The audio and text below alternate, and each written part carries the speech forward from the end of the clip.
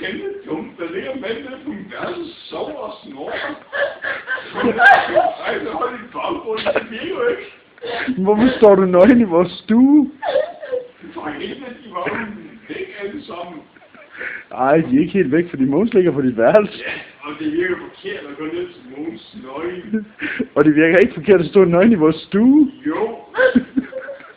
Der var en dyne.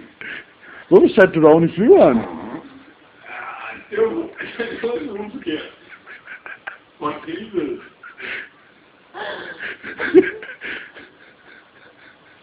Jeg så noget helikopteren, for det okay, eller hvad? Nej, vi undrer os bare lidt over, hvorfor du har været nøgen rundt i hele lejligheden. Fordi det her det er en af de gode historier, Tobias. Nej. Jo, det er en ret god historie. Men forklarer jeg nogensinde det her? Jamen, jeg ved ikke, hvordan du nogensinde forklarer det her, for du kan ikke engang forklare det nu, hvorfor du har været nøgen rundt i hele lejligheden. Jeg ved det heller ikke. Der ligger en mand dernede, jeg tror han er nøgen.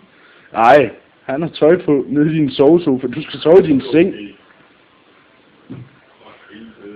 Husk nu møblerne så ind til væggen. Hvorfor fanden ligger jeg der til at starte med?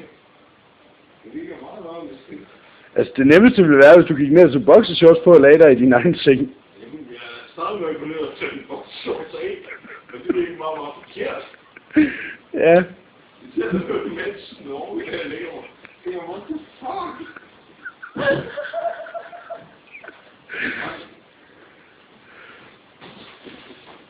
Ja. Det er meget rigtigt. Du kan bare ligge der, det er okay. Skal jeg slukke lyset?